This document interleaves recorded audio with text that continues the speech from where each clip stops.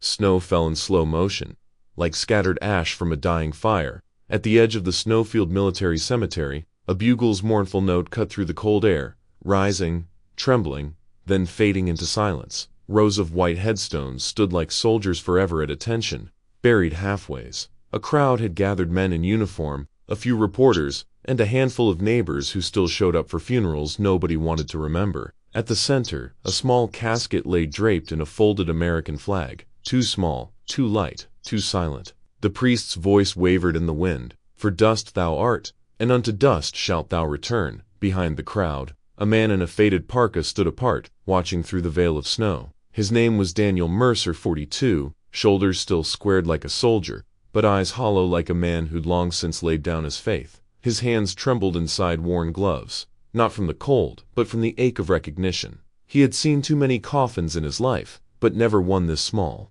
The little girl in the box wasn't his. Yet the sight tore at something buried deep within him, something he'd spent years trying to forget. The priest closed his book. The soldiers at the front raised their rifles. Crack, crack, crack. 3 shots rang out, echoing across the frozen valley, and then out of nowhere a sound that didn't belong to the living or the dead. A deep, guttural bark. Heads turned, murmurs spread through the crowd. From the tree line beyond the cemetery fence, a dark figure moved through the snow, large and fast, plumes of frost flying from its breath. Someone shouted, "It's a wolf!" Another hand went for a gun, but Daniel's eyes narrowed.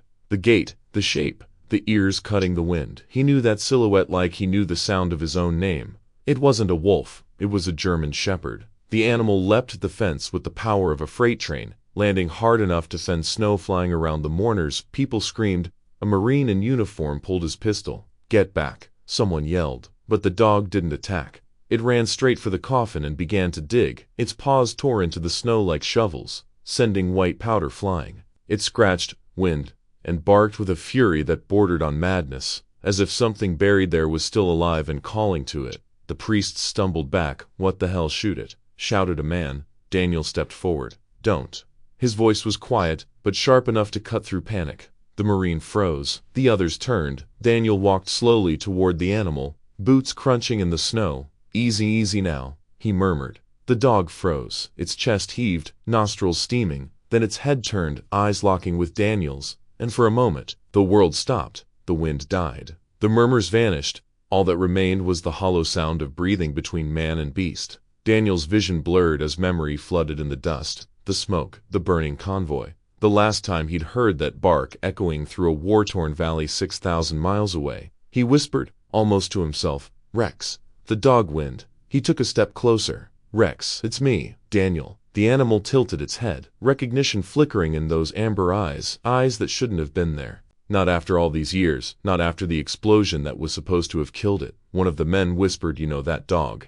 Daniel nodded, eyes never leaving Rex. "Yeah," he said softly. "I trained him." The crowd stood frozen, breath steaming in the cold air, watching the impossible reunion unfold. Rex inched closer, muscles tense but tail low, trembling. Then, in one swift motion, the dog pressed its head against Daniel's chest, half in trust, half in desperation. Daniel dropped to his knees, wrapping his arms around the animal. He felt the scoss beneath the fur, rough ridges that told a story of fire and shrapnel and survival. "How the hell did you find me?" Daniel whispered. "How did you even?" But before the words could form, Rex let out a low whimper and collapsed into the snow. His breath came ragged, body shaking uncontrollably. Daniel pulled off his coat, wrapping it around the dog.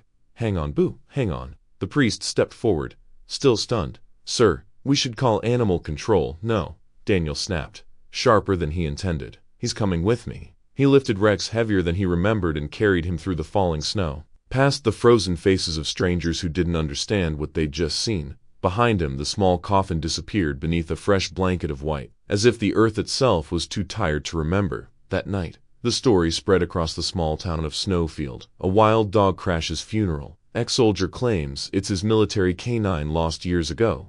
Reporters called it a miracle. Others called it madness. But to Daniel Mercer, it felt like something else entirely, a ghost, crawling out of the past, asking to be seen. He sat by the fireplace, Rex sleeping beside him on an old blanket. Outside, the wind howled through the trees. But Daniel couldn't shake the feeling that this wasn't over, that the bark he'd heard wasn't just instinct, but a message, a sound from beneath the snow, a voice that refused to stay buried, and as the flames flickered in his tired eyes, Daniel whispered the name again, barely audible, almost afraid of the truth it carried. "Rex, where the hell have you been?"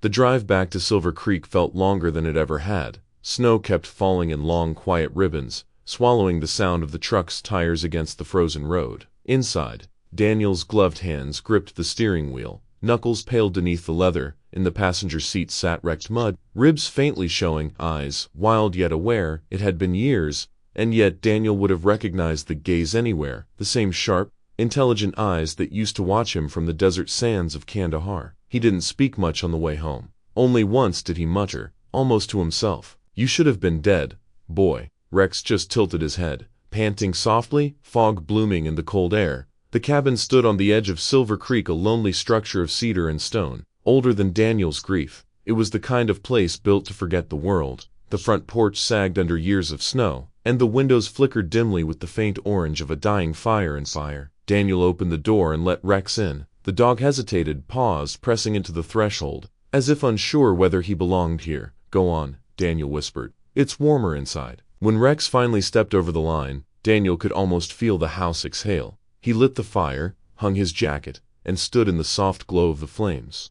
The walls around him were lined with memories, photographs that had long since gathered dust. A woman with laughing eyes, a little girl on her shoulders, summer, laughter, and on the mantel, beside an old folded flag, stood a smaller frame. The picture inside was faded, but Daniel didn't need to see it clearly to remember. His daughter, Emily, 7 years old, holding Rex as a puppy. He took the photo down, staring at it for a long time. "She used to call you hero, remember that?" he murmured. "Said you were braver than any of us." Rex wagged his tail faintly, then walked to the corner of the room and curled up, as if guided by memory to the same spot he used to sleep. Daniel swallowed hard. The crackling of the fire was the only sound. That night, he couldn't sleep.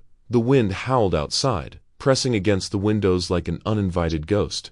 He sat at the kitchen table with a bottle of whiskey, the kind that burned enough to make you forget for a few hours. His gaze drifted to the old military plaque on the wall. Canine Unit, 34th Infantry, Kandahar, 2013. His name was etched beneath the others, SGT, Daniel Mercer, and next to it Rex Canine 045. "Deceased." He traced the word with a trembling hand. "Deceased," he said bitterly. "Guess they got that wrong too, huh?"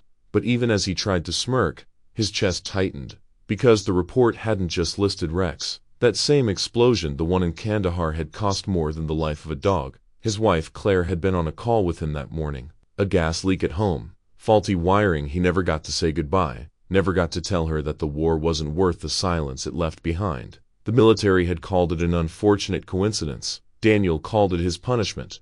Around midnight, Rex began to stir. The dog lifted his head sharply, ears pricked toward the window. Then came a low growl, deep in his chest. Daniel frowned. "What is it?" Rex stood, tail stiff, eyes locked on the dark outline of the mountain beyond the creek. The snowstorm had eased, and through the half-frozen glass, Daniel could see a pale shimmer in the distance, like movement, faint and slow. Then Rex let out a long, low howl. It wasn't the sound of a dog. It was older than that, something wild, mournful, almost human. The sound rolled through the valley, echoing against the cliffs, bouncing through the emptiness until it faded into the forest. Daniel felt a shiver crawl up his spine. "What are you calling, boy?" he whispered. Rex didn't look at him. The dog's eyes glowed faintly in the firelight, fixed on the mountains as if he could see something Daniel couldn't. Something waiting out there in the cold. After a long silence, Daniel sighed, set down his glass, and crouched beside him. "You and me," he said softly. "We've both got ghosts in those hills." Rex turned his head, pressing his muzzle briefly into Daniel's hand, a gesture of old loyalty, old pain, and something deeper still. When Daniel finally went to bed, the dog didn't follow. He stayed by the dog, watching the mountains until dawn began to break, painting the snow in silver. And somewhere out there, far beyond the tree line, a faint echo answered Rex's call. Morning came gray and heavy, the kind of light that barely made it through the clouds. Daniel sat at the kitchen table, a mug of coffee cooling untouched beside him. The radio whispered low from the counter, a monotone voice reading the local news, until one line caught his attention. "Authorities are investigating reports of a military canine identified as deceased 6 years ago, sighted near the Snowfield Cemetery." Daniel froze. His eyes flicked toward the old radio. The static hissing between words. The dog, originally part of Project Shepherd, a classified defense initiative, was presumed killed in an explosion. During operations in Kandahar, Project Shepherd, that name hit him like a cold blade. He hadn't heard it spoken aloud in years, not since the army told him everything about Kandahar was sealed, archived, and buried. He reached for the stack of old newspapers on the counter, the ones he kept out of habit, maybe guilt, and flipped through until he found the latest issue of the Montana Tribune. And there it was. Front page. A grainy photograph of a black German shepherd standing in the snow. Caption: The ghost dog returns. Military canine missing since 2013 reappears near former handler's hometown. Daniel stared at the picture. He didn't need the article to tell him the rest. That was Rex. But what froze him wasn't the dog, it was the second photo. Smaller, inset beneath the main story, a blurry shot of men in lab coats, the kind that didn't belong anywhere near a battlefield. And behind them, a banner: Shepherd Research Division, Neural Adaptation Program. Neural adaptation, not training, not behavioral science. Daniel leaned back slowly, heart pounding. What the hell did they do to you, boy? He whispered. The rest of the day passed in a haze. Snow fell thicker now, muffling every sound in the valley. Daniel spent hours pacing the cabin, trying to piece together fragments of memory he'd long tried to forget. Orders shouted over static, soldiers collapsing under desert heat, a kennel lined with metal cages, and that same banner, Shepherd Program. He remembered how proud he'd been then, training dogs that could read commands before they were spoken, react faster than instinct. He thought it was genius, until Rex's last mission, until everything went to hell. That evening, he opened the old storage trunk by the fireplace, the one he hadn't touched since Claire and Emily died. Dust lifted in small clouds as he raised the lid. Inside lay his past, buried in waiting. Military patches, a desert map marked with red ink, and at the very bottom a folder labeled Mercer, declassified. He hesitated before opening it. The edges were burnt, the paper brittle from years of hiding. Inside were field notes, photos, and a few old ID cards. One slipped loose and fell onto the floor. He picked it up and froze. It wasn't his. It was smaller, laminated, with a faded picture of a young girl smiling shyly at the camera. Clara Mercer, Temporary Access Medical Research Unit. Daniel's throat went dry. His daughter, the name Clara, not Emily, was the one he and Claire used to whisper when she was little, before the world hardened around them. A middle name he hadn't spoken aloud since the funeral. He turned the card over. On the back, stamped in black, approved for participation, Shepherd, Stampy. He sat there for a long time, the firelight flickering against the edges of the cod. No, he murmured, that can't be right. But deep down, something twisted in his gut, the same feeling he'd had when Rex howled at the mountains. The sense that something far larger than grief was stirring back to life.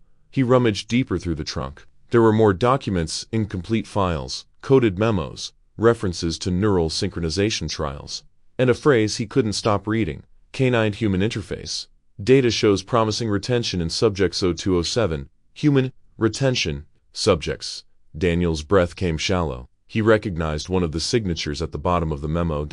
See Mercer, Claire, his wife. She had been part of it too. He slumped back against the wall, the folder falling from his hands, papers spilling across the floor like snow. You knew, he whispered into the empty air. You both knew. Outside, the wind had picked up again, sharp and cold. Rex stood on the porch, staring toward the tree line, the same direction he had the night before. Daniel followed him out, the air biting at his lungs. Rex, he called, voice roar. What's out there? The dog didn't move. He stood perfectly still, ears twitching, eyes locked on the horizon.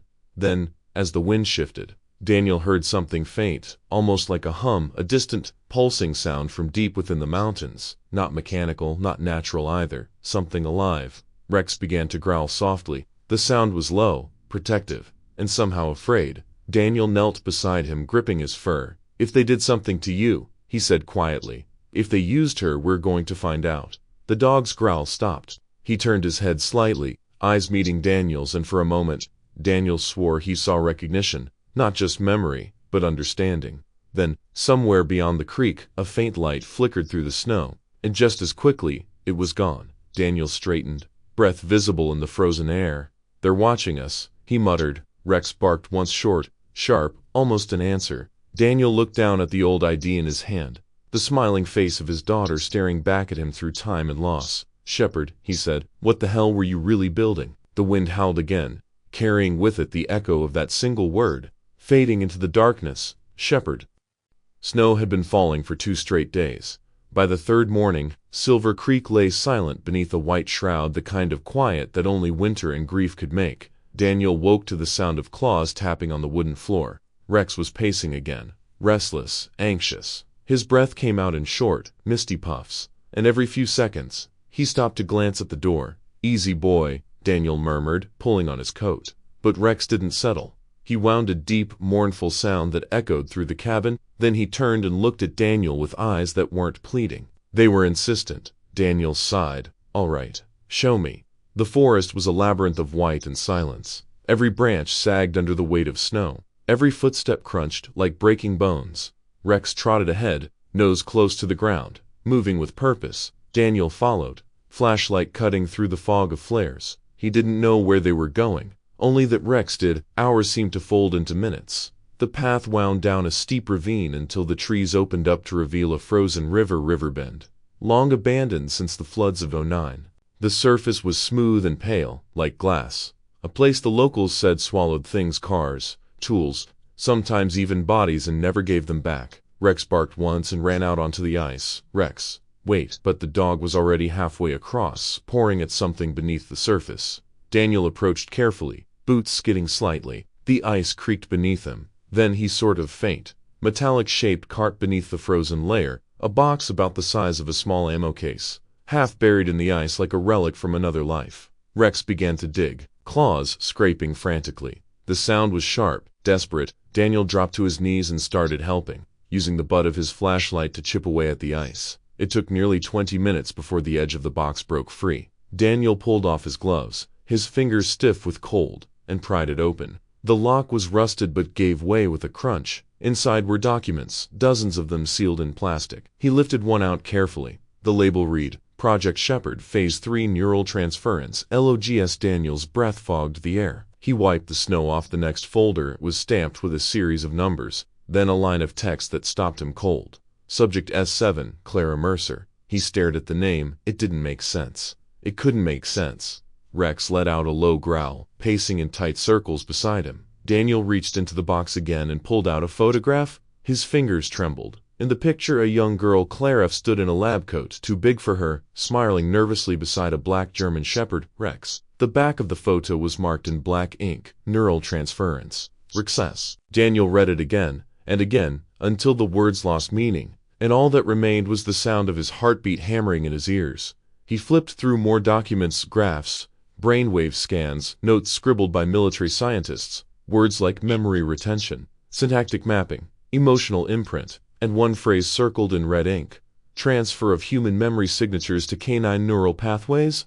Successful. In S7 he dropped the folder into the snow. Jesus Christ, the cold bit through his skin, but he didn't feel it. His thoughts were unraveling fragments of Clara's laughter, her tiny hands clutching Rex's fur, her voice calling the dog's name over and over in the backyard. Could it be? He looked at Rex the way the dog was watching him, head tilted, ears back slightly. There was something familiar in those eyes, not the loyalty of an animal, but recognition, memory. "No," Daniel whispered. "That's impossible." He laughed once, bitter, hollow. "You're just a dog." Just the words trailed off as Rex stepped closer and pressed his head against Daniel's knee, the way Clara used to when she was scared.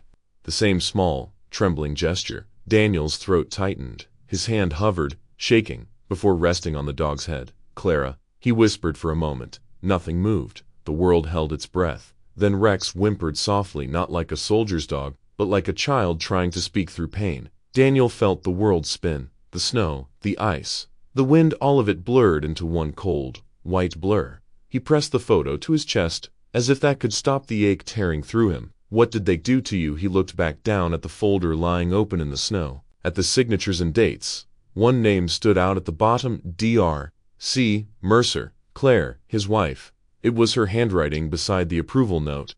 "Procedure complete. Neural imprint stable. Emotional retention consistent." Daniel's breath hitched. The paper slipped from his hand. "You were part of this," he whispered. "You let them." The wind rose, scattering the documents across the ice like ghosts set free. Pages flapped and skidded toward the trees. Daniel dropped to his knees, gathering what he could, his hands trembling. "They used her mind," he muttered. They used my daughter's mind and put it into Rex part, suddenly cutting him off. The dog's ears shot up, his gaze fixed on the dark line of trees beyond the river. Daniel turned. Through the falling snow, he saw a movement, faint, distant, a flicker of red light, like the glow of a lens, a drone, watching. He cursed under his breath and shoved the files back into the box. "Come on, boy," he said. "We're not alone out here." Rex barked again, and the two of them started back toward the woods. The box was heavy, but Daniel carried it against his chest, as if holding it too loosely would make it disappear. Behind them, the red light blinked twice, then vanished into the storm. That night, back at the cabin, Daniel spread the damp documents across the table. The fire crackled softly. He could still hear the river, or maybe it was just his heartbeat pounding in his ears. He picked up the photograph once more. Clara and Rex. The words on the back seemed to glow under the firelight. Neural-transference success. Subject S7, Clara Mercer. Daniel exhaled slowly. "You didn't die," he said under his breath. "They moved you." Rex lay near the hearth, eyes half closed, tail twitching as if dreaming. Daniel looked at him, really looked, and for the first time since that day in Kandahar, he felt something break inside him, a terrible, fragile hope. The nights had turned colder, colder than Daniel remembered them ever being. The wind came down from the mountains like a ghost, soft, endless, whispering through the cracks of the old cabin. Inside, the fire burned low, throwing restless shadows across the walls. Rex lay near the hearth, eyes twitching under closed lids. His paws jerked, chest heaving. A low whimper escaped him, the kind that didn't sound like an animal at all. Daniel sat up in bed, listening. "Rex," he called softly. No response. The dog was trembling now, claws scraping lightly against the wooden floor. The sound was small, almost human-like, someone caught in a bad dream. Daniel got out of bed, knelt beside him, and placed a hand on his side. "Hey, boy, it's okay. You're safe." Rex's breathing quickened, his lips moved slightly, and for a heartbeat, just one, Daniel swore he heard it. A whisper, faintest breath. "Dad." He froze. His hand hovered in mid-air, cold running through him sharper than any winter wind. "Clara," he whispered back, the name cracking in his throat. But Rex's body stilled. The trembling stopped. Only the sound of the fire remained, a slow, uneven crackle. Daniel stayed there for a long time, staring into the flames, unsure if he'd heard anything at all. In the days that followed, it got stranger. Rex began responding to things he shouldn't have understood. When Daniel said Clara, the dog's ears perked immediately. When he whispered Emily's lullaby, a song he hadn't sung since the funeral, Rex would walk to the window and sit, tail curled tight around his body, head tilted as if listening to something far away. And sometimes, when Daniel left the room, he'd hear faint whines from behind the door, a pattern, a rhythm, like someone trying to form words. It wasn't barking, it wasn't growling. It was trying. One night, Daniel decided to test it. He set up his old tape recorder, a relic from his army days, and left it running near Rex's bed. Then he turned off the lights and waited. Hours passed. The fire died down to embers. At some point, Daniel drifted into uneasy sleep until a sound pulled him back. Not barking, not howling. A voice, soft, fragile, almost like a child whispering from under the floorboards. "Dad, it's cold." Daniel shot up, heart hammering. "Clara," he called out into the dark. No answer, only the creak of the rafters and the faint rustle of the wind. He turned on the light. Rex was awake, staring at him. The dog's eyes glimmered with something that didn't belong to an animal: confusion, fear, and recognition all at once. Daniel walked slowly toward him, crouched down, and whispered, "Did you just talk to me?" Rex whimpered softly, ears flat, tail tucked. His whole body trembled, as if he was trying to understand the question himself. Daniel reached for the tape recorder. His hand shook as he rewound it and pressed play. At first, there was only static, the soft hum of the fire, the occasional shift of the wind. Then, beneath it, faint, but unmistakably, came the same sound, a little girl's voice. "Dad, I'm cold." Daniel's throat closed. He sat there, staring at the recorder, unable to breathe. He pressed rewind again, played it once more, same words, same tone. He pressed pause and just sat in the silence. His pulse thundered in his ears. "Clara," he whispered, "if you're in there somehow." Rex stood, took a cautious step forward, and rested his head against Daniel's shoulder. His fur was warm, his breathing uneven. Daniel wrapped his arms around the dog and felt tears sting his eyes. "I don't know what they did to you," he said softly, "but you're home now. You hear me? You're home." For the first time in years, Daniel didn't sleep at all that night. He stayed up, reading the Project Shepherd files again, now illuminated not by curiosity, but by fear.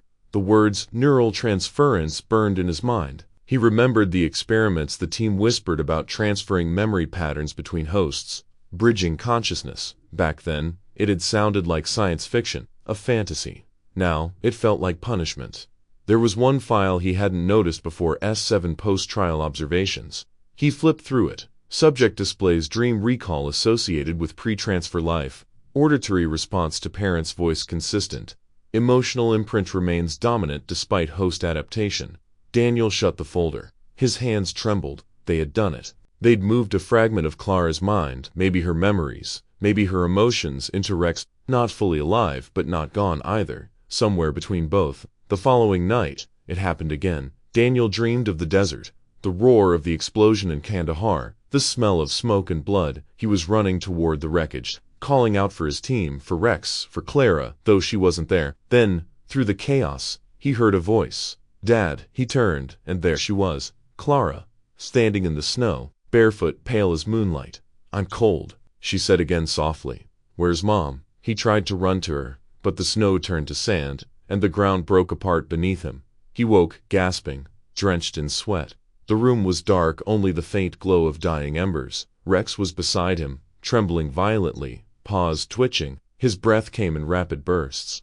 Daniel reached out, voice shaking. Clara. Rex. The dog's eyes snapped open. For a second, just a second, Daniel saw her there. That same light in the eyes, that same small, frightened expression. Rex let out a soft whine and buried his head against Daniel's arm, and Daniel, too tired to question what was real anymore, just held him. I know, sweetheart, he whispered. I know. When morning came, the snow had stopped. The world was still, eerily quiet. Daniel walked out onto the porch, staring at the mountains. He thought about all the things buried, their secrets. Bodies, the ghosts of a war that never really ended. Behind him, Rex stepped outside and sat beside him, pressing his body against Daniel's leg for warmth. The man looked down, brushed the dog's fur gently, and whispered, if you can hear me in there, Clara, I'm going to make this right. Rex turned his head, eyes meeting his, and in them, Daniel saw the faintest flicker of something human, recognition. The snow began to fall again, light as ash, as the father and his dog sat side by side in silence, bound by something no science could ever explain. Snow drifted thick and silent that night, muffling the world in a shroud of white. Inside the cabin, the fire burned low, its glow flickering against the old wooden walls like the heartbeat of a dying soul. Daniel Mercer sat at the table, half awake. The file-marked Project Shepherd spread open before him. The documents were brittle, singed at the edges, as if the truth itself had tried to burn away. His fingers traced a photograph of Rex standing beside a young girl in a white hospital gown, Clara Mercer, his daughter. He whispered her name as though saying it might summon her spirit. Clara. From the corner of the room, Rex lifted his head. His ears twitched at the sound, and for a moment, Daniel could have sworn he saw understanding flicker in those amber eyes. Outside, the wind began to howl, but beneath the wind there was something else, the crunch of tires, the distant hum of an engine cutting through snow. Daniel's breath caught. He killed the lamp and moved to the wind. Two black SUVs sat idling beyond the tree line, their headlights dimmed. Shadows moved inside, men armed. His chest tightened. They found me, miles away. In a glass tower in Denver, Marcus Dalton watched the feed from a surveillance drone. His face was sharp, his expression colder than the mountains behind him. Target located, said an agent beside him. Do you want the dog alive? Dalton didn't look away from the screen.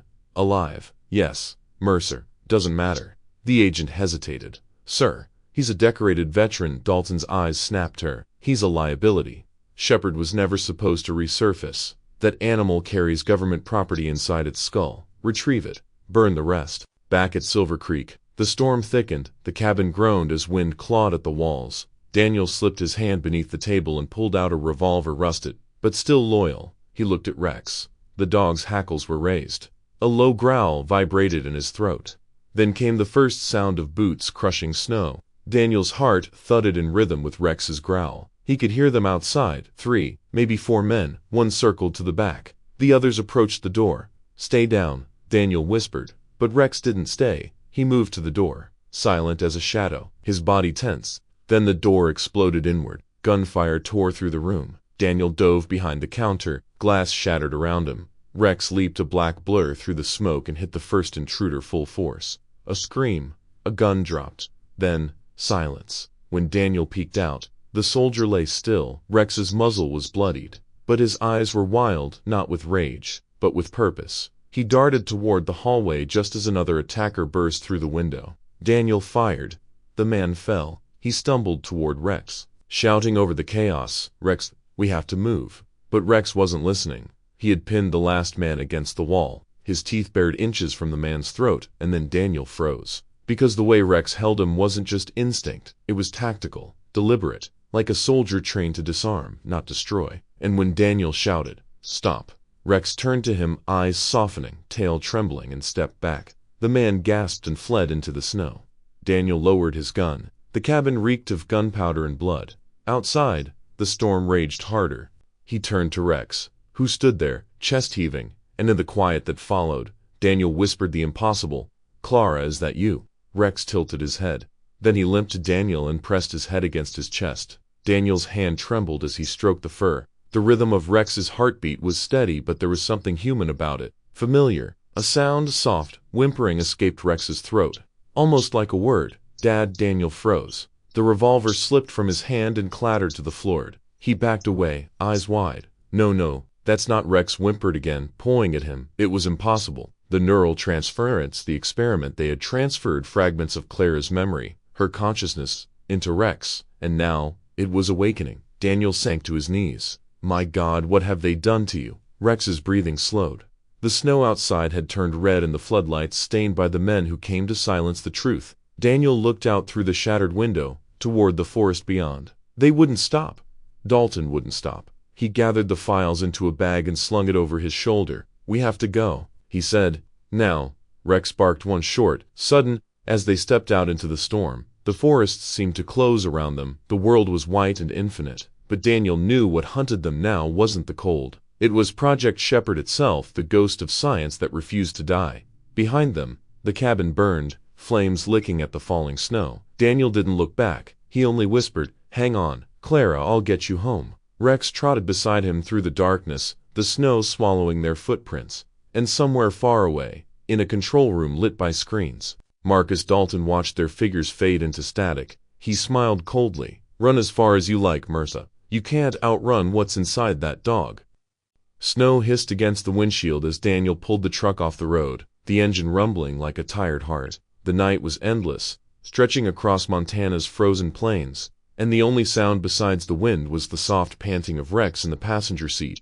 They had been driving for hours, escaping the fire, the bullets, the ghosts. Daniel's knuckles were white on the steering wheel, his eyes red and raw from smoke and grief. He pulled into an abandoned rest stop and killed the engine. Silence fell like a shroud. Rex shifted, ears twitching, gaze fixed on Daniel as if he, too, knew what came next. Daniel reached into his coat pocket and pulled out the small black USB drive he'd found in the steel box beneath the frozen river. It was labeled only with one word, Shepherd, and a date. March 11th, 2018. He plugged it into his old laptop. The screen flickered to life, stuttering from years of disuse. For a moment, nothing happened. Then a folder appeared.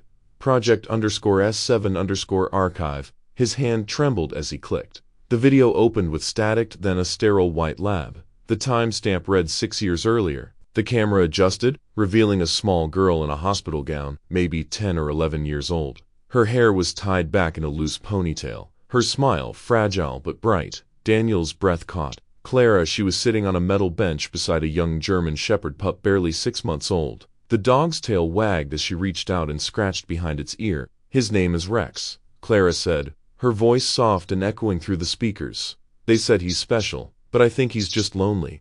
Daniel's throat tightened. His daughter's voice, frozen in time, sounded both innocent and far too knowing. She turned toward the camera, eyes calm, almost serene. "Daddy, if you ever see this, it means they told you the truth." Daniel froze. His blood turned cold. Clara continued, her tone shifting to something quieter, almost rehearsed. "They said I'm sick, that my brain waves are unstable, but Dr. Dalton says we can help. He says we can make sure my memories don't disappear, that Rex can carry them if I can't." The pup boxed softly beside her, and she giggled, the sound of sunlight trapped in winter. "They call it neuro-transference. They think they're saving me, but maybe they're saving him, too." Daniel's hand covered his mouth. The tears came before he could stop them, hot, unrelenting, falling onto the keyboard, on the screen. Clara leaned closer. "If something happens to me, promise me you'll take care of him. Don't be sad, Daddy, I'll still be here, just different." The image blurred with static. Then one final frame, Clara hugging the pup tightly. The words appeared, typed across the screen. Subject S7, consciousness link, SUCCESS fill. The video ended. The laptop fan whined into silence. Daniel sat there, motionless. The storm outside raged, but he didn't hear it. His daughter, his little girl, had volunteered to become part of an experiment that merged her neural patterns with the living creature, and it worked. He turned to Rex. The dog was staring back at him, eyes glistening in the dim glow of the laptop. There was something in them: recognition, sorrow, love. Daniel reached out a trembling hand and rested it on Rex's head. You remember her, don't you?" he whispered. Rex leaned closer, pressing his forehead against Daniel's palm. For a long moment, they just stayed like that, the man and the dog, father and daughter, two halves of a shattered experiment stitched together by loss. Then Rex moved. He nudged Daniel's bag with his nose, then barked, once short, urgent. "What is it?" Rex parted the USB still on the laptop, then at the map stuffed into the dashboard compartment. Daniel frowned, pulling it out. The corner of the video folder had contained an encrypted file, a set of coordinates. He cross-referenced them with the old military map. There it was, hidden deep in the mountains of northern Wyoming, Silver Ridge Research Base.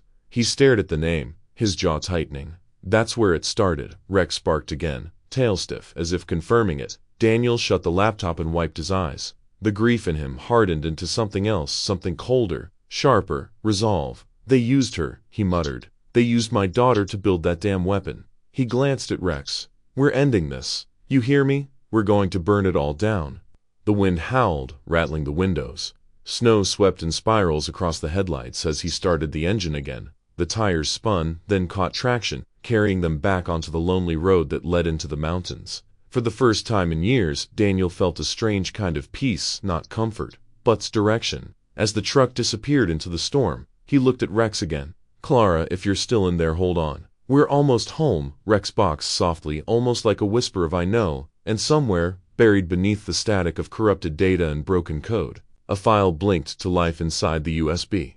Project Shepard Phase 2 initiated. Subjects located far away, in the Denver Tower. Marcus Dalton watched the same notification appear on his terminal. He leaned back, smiling faintly. "So," he murmured. The old man found the key. He turned to his assistant. "Prepare the team. If Mercer's heading to Silver Ridge, we'll be waiting." Outside, the snow fell heavier. The hunt was on again, father and daughter, predator and prey, racing toward the birthplace of a sin that never died. The mountains loomed like ghosts, sharp ridges, frozen waterfalls, and snowfields that swallowed the horizon. Silver Ridge wasn't a name, it was a warning. Daniel Mercer drove until the truck couldn't fight the slope anymore, then left it behind, its engine steaming in the cold. From there, it was only him, Rex, and the whispering wind of the high country. The trail disappeared beneath snowdrifts and skeletal trees. Each breath came out as fog. Each step sank deep into white silence. But Rex moved with purpose, steady, sure, as if following a scent that didn't belong to this world. Daniel adjusted the rifle strap on his shoulder, his other hand gripping the worn map he'd marked with the coordinates. The storm clouds above were bruised gray, muttering threats of another blizzard. "Almost there, buddy," he said, his voice cracking against the wind. "Just a few more miles." Rex looked back, tail swishing once before pressing onward. They trudged for hours. Sometimes, Daniel talked just to keep his sanity intact, to fill the hollow noise between heartbeats. "You know," he said softly, "Clara loved these mountains." Rex's ears perked up. "She used to beg me to bring her camping here every summer. Said the air smelled cleaner up high, said the clouds were close enough to touch." He chuckled quietly, though the sound was heavy. "I told her clouds were just vapor. She said, so what? Dreams are vapor, too. And people still chase them." Rex made a throaty sound, not quite a bark, not quite a whine. Daniel stopped walking for a second, staring down at the dog. "You remember that?" he whispered. The dog tilted his head, then nudged Daniel's hand with his nose. Daniel knelt in the snow, fingers trembling as he touched the old collar round Rex's neck. "Clara," he murmured, his voice breaking on the name. The wind howled across the ridge, carrying the sound away. For a long time, they stayed like that, the man lost in memory. The dog pressed against him like a heartbeat that refused to fade. When they finally moved again, the light had begun to die. The mountains turned blue and gold in the distance, and the air grew thinner. Daniel spoke again quietly, as if to the spirit between them. She liked music. You know, the old kind Sinatra, Ella Fitzgerald. We used to dance in the kitchen when the radio played. She'd stand on my boots and pretend she was on a stage. He smiled faintly. Sometimes I still hear her humming when the house creaks. Rex let out a low growl, not aggressive, but deep, resonant, almost mournful. Daniel froze, realizing it wasn't random. The rhythm, the pitch, it almost matched a melody. He gasped. "You're humming it, aren't you? Fly me to the moon." Rex stopped and looked up, eyes shining through the snowlight. A small, whimpering sound escaped him. Daniel pressed his gloved hand to his mouth. His knees nearly buckled. "Oh God, Clara, it's really you."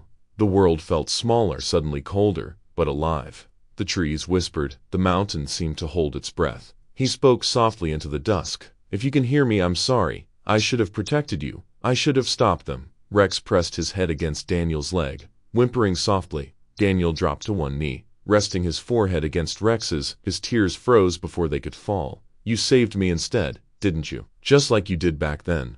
The blizzard arrived without warning. Wind screamed through the pines, tearing at Daniel's coat. Snow whipped across his face, blinding him. "Come on," he shouted, clutching Rex's collar. "We need shelter." They pushed forward, half blind, until the forest broke open into a sheer slope of rock and ice. Daniel scanned the ridge, then froze. There, half buried in the mountainside, was a glint of metal. He stumbled forward, his boots slipping on the ice. He wiped at the snow with his gloves. The surface beneath was smooth steel, marked by a faded symbol, SR01, the code prefix from the Shepard files. "Silver Ridge," Daniel whispered. Rex barked once, sharp and deliberate, circling the metal slab. Then he started at a seam barely visible beneath the frost. Daniel scraped at it until his fingers ached. Faint outline appeared at door. "Good boy," he said, breathing hard. "We found it." But the mountain didn't stay silent. From deep inside, a low mechanical hum began to stir. Daniel stepped back, rifle raised, watching as the snow along the edges of the door began to shift. Lights flickered to life, dim red sensors, blinking one by one. The hum grew louder. Then, with a groaning metallic sigh, the slab split down the middle, revealing a narrow passage of light descending into the earth. A burst of hot air hit Daniel's face, melting the snow on his beard. The smell, sterile, chemical, like old laboratories and burned plastic, hit him like a memory. Rex stiffened beside him, teeth bared, eyes fixed on the darkness below. Daniel's pulse pounded in his ears. "This is it," he said quietly. "Where they took her, where they took everything." He turned to Rex, kneeling once more. "You don't have to come, buddy. You've done enough." Rex barked once, low and insistent, then stepped forward, into the light. Daniel closed his eyes for a moment. Ben followed. As they descended, the door sealed shut behind them with a heavy clang, cutting off the sound of the storm. For a moment, all was still. Then the faint echo of Clara's voice seemed to whisper from the dark, soft and trembling. "Welcome back, Dad." Daniel froze. His breath hitched. Rex's two ears pricked, tail rigid. The tunnel ahead pulsed with red light, leading deeper underground toward the truth waiting in the heart of Silver Ridge. And for the first time, Daniel understood the terrible weight of what lay ahead. He wasn't just walking into a lab, he was walking into a grave that still breathed. The elevator groaned as it descended into the mountain's core. Frost melted from Daniel's coat and turned to mist, curling in the red emergency light. The walls around him were steel, scarred and breathing faint heat, like the veins of a sleeping giant. Rex stood beside him, hackles raised. His amber eyes tracked every sound, every flicker. The air smelled of ozone and rot, old technology left to die. When the doors slid open, Daniel lifted his rifle. The corridor ahead stretched into shadow, lined with shattered glass and flickering monitors. The Shepard insignia, a stylized wolf's head, was painted across every wall, faded by time. "Stay close," Daniel muttered. Rex moved ahead, silent as a ghost. They passed a control room, first tables overturned, papers scattered like feathers from a dead bird. On one of the cracked screens, the name Project Shepard, S7 consciousness link, still glowed faintly. Daniel's throat tightened. "Clara," he followed the corridor until it opened into a massive central chamber. Rows of pods stood along the walls, each filled with murky fluid and decaying cables. Machines hummed weakly in the dark, kept alive by some dying generator, and then a voice echoed from the catwalk above. "Welcome back, Sergeant Mercer." Daniel spun, rifle raised. Marcus Dalton stepped out of the shadows, older now, his once polished uniform replaced by a black tactical coat. His hair was streaked with gray, but his smile was sharp as ever. "I thought you were smarter than this," Marcus said. voice calm, almost amused. You should have left the past buried, Daniel hissed. You buried my daughter. Marcus tilted his head. No, Daniel, I preserved her. He pressed a button on the console beside him. A dozen screens flickered to life around the chamber, displaying neural waveforms and fragments of video. Clara's face, laughing, blinking, whispering. Daniel froze. What the hell is this? Marcus spread his hands. The real Clara Mercer, the original. Her consciousness was extracted during Phase 1 of Shepard. What you've been living with, he gestured toward Rex below. That's just a projection, a copy, a reflection of the data we stored here. Daniel's stomach turned. You're lying. Am I? Marcus stepped down the stairs slowly, boots echoing on metal. We built Shepard to merge human cognition with adaptive neural structures. But your little girl, she was the only one who synchronized. We couldn't destroy perfection. Rex snarled, teeth bared, as Marcus came closer. Funny thing about dogs, Marcus continued, eyes on the animal. They never forget loyalty, even when they stop being dogs. Daniel's finger tightened on the trigger. Shut up, Marcus smirked. Still the soldier, always taking orders, even from your guilt. A red light blinked above them, motion detected. Automated turrets descended from the ceiling with a mechanical hiss. Daniel dove for cover as bullets ripped across the room. Metal screamed. Sparks filled the air. Rex, down, he shouted. The dog leaped behind a control desk as Daniel fired back, aiming for the sensors. The bullets ricocheted off steel, pinging like bells in a graveyard. Marcus moved through the chaos unfazed, voice echoing through the chamber. You want your daughter, Daniel. She's in the main server vault. Take her. See if you can carry the ghost of her out of here. Daniel cursed under his breath, sliding another magazine into the rifle. We're getting her, Rex, no matter what. They ran through collapsing halls, past sparking lights and shattered glass. The facility's dying systems screamed warnings: core temperature critical, power unstable. They reached the vault, a circular chamber with a single glowing column in the center, humming with light. The servers around it blinked in rhythm, like a giant heartbeat. Daniel ripped open the panel and jammed the USB drive into the port. Come on. Lines of data filled the screen. Neural patterns, memory files, Clara's name flashing again and again. Downloading 40%. Behind him, Marcus's voice boomed through the speakers. You think you can just take her? The lights dimmed. A deep rumble shuddered through the floor. She's not a child anymore, Daniel, Marcus said. She's cold. She's evolution. The temperature gauge spiked. Self-destruct sequence initiated. Daniel's eyes widened. No, he slammed the keyboard. Rex, we have to finish this. The dog barked once, moving to the doorway, then froze. Marcus emerged from the smoke, pistol in hand, aiming straight at Daniel. She's a program, he shouted over the roar of collapsing metal. You're grieving for lines of code. Daniel turned, rage burning through his fear. No, he said, voice low. She's my daughter. Marcus fired. Rex moved first, throwing his body between them. The bullet hit his shoulder, spinning him sideways with a yelp that tore through the noise. Rex, Daniel screamed. He dropped beside the dog, blood staining the snow that had blown through the cracked ceiling. Rex's breathing came in shallow bursts. Daniel lifted the rifle, firing 3 times. Marcus fell back, clutching his chest, eyes wide with shock. Smoke poured from the servocore. The countdown blared through the speakers. 30 seconds. Daniel turned back to the console. The download reached 98%. He ripped the drive free, clutching it like a holy relic. Got you, he whispered. He grabbed Rex under the front legs, dragging him toward the corridor. The walls cracked. Fire burst from the vents. Hold on, buddy, Daniel muttered, his breath ragged. Just a little further. The roof began to collapse. Alarms howled. Rex's paw twitched weakly, claws scraping against the steel floor. His eyes met Daniel's, full of pain, but calm, familiar, like Clara. Daniel stopped running. The heat hit like a wave. Rex pushed at his chest, forcing him backward. One final command. No, don't you dare, Daniel shouted. We go together. Rex barked once, sharp and defiant. Then he turned and sprinted back toward the core. Rex. The explosion swallowed the sound. A surge of white light tore through the chamber. The world went silent. When Daniel opened his eyes, he was lying half buried in snow outside the shattered mountainside. Smoke rose from the fissure behind him, glowing orange in the twilight. His ears rang, his vision swam. He reached for the drive still clenched in his fist. It was scorched but intact. Rex, he whispered. Clara, no answer, only the moan of wind through broken stone. He stared at the fire consuming the base, his body trembling. For a long while, he didn't move. Then, with slow, Shaking hands, he pressed the drive to his chest. "I'll bring you home," he said softly. "Both of you." The flames roared higher, painting the snow in golden blood. Far above, a faint sound echoed from the mountainside, a single, lonely bark, carried by the wind. Daniel looked up, tears blurred his vision.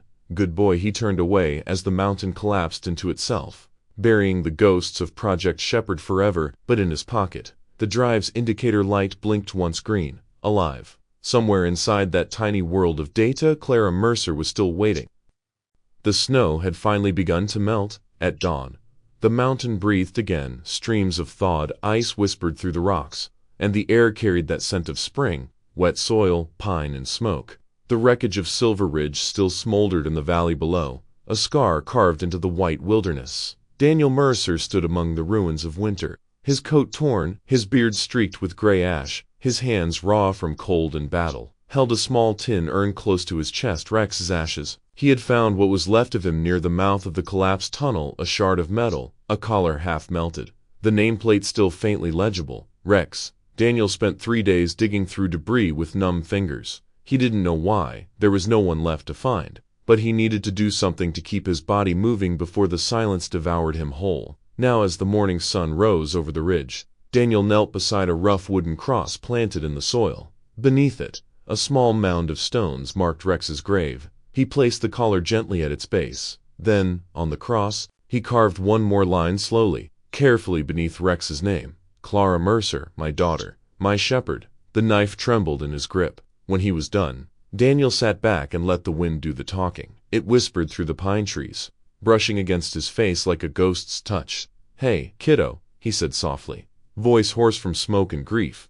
"I kept my promise. I brought you home." He reached into his pocket and took out the small USB drive, the last piece of the Shepherd system. The casing was dented, but when he tilted it toward the light, the green indicator blinked once. "Alive. Guess you're still in there," he murmured, smiling faintly. "Just like your old man." He had spent weeks in the mountains since the explosion, rebuilding a small cabin out of scrap and timber. It wasn't much, but it was quiet, and quiet was something Daniel hadn't known in years. Some nights, he plugged the drive into an old terminal he'd scavenged. The screen would flicker, and for a few seconds, he'd see faint lines of code. Then, sometimes, a word: Dad, snow, music, just fragments, like whispers through static, but enough to make him believe. He never answered aloud, he just listened.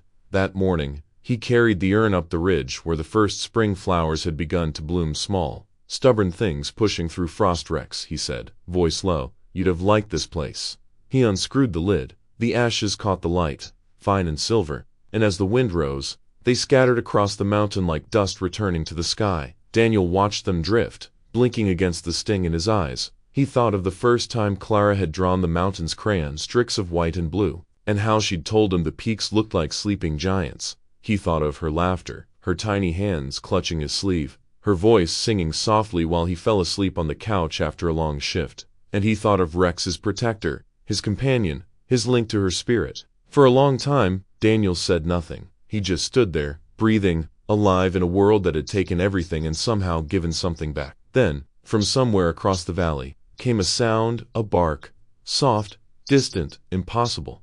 Daniel froze. He turned toward the wind, scanning the slopes below. Nothing moved, just melting snow and the shimmer of sunlight on the trees. But the sound came again, one bark, then another. He laughed under his breath, wiping at his eyes. "You stubborn bastard." He looked up toward the horizon, where the sun burned gold through the mist. The air felt warmer now, alive with something that wasn't quite grief anymore. "Go on," Daniel whispered. "Go home, buddy." He paused, closing his eyes, and for a brief, fragile second he swore he could hear her voice, faint as wind over snow. "I'm here, Dad." He smiled. Daniel stood there until the last of the ashes vanished into the light. By afternoon, he returned to the cabin. The door creaked as he stepped inside. The place smelled of wood smoke and pine sap, a life reclaimed piece by piece. On the table sat the old terminal, still plugged into the wall, the screen glowing faintly. He brushed away the dust and tapped a key. The words blinked to life, green against black. "Hello, Da." Daniel's breath caught. His hand hovered over the keyboard, shaking. Then slowly he typed, "You made it home, kiddo." For a moment, the screen flickered, then another line appeared. "Rex is here." Daniel laughed, a soft, broken sound. "Yeah," he whispered. "I figured." He leaned back in the chair, eyes wet, heart heavy but steady. Outside, birds sang somewhere in the trees, their voices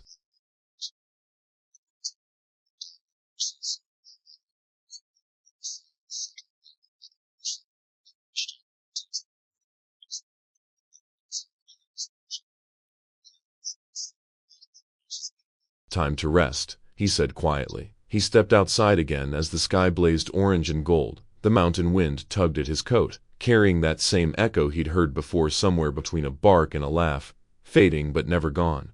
Daniel smiled at the horizon, eyes glimmering in the dying light. "Go home, sweetheart," he murmured, the shepherd still watching. And as the last light of day slipped behind the bridge, the sound returned clearer this time. A single bark, then silence, only wind, snow mold, and the echo of love that refused to die.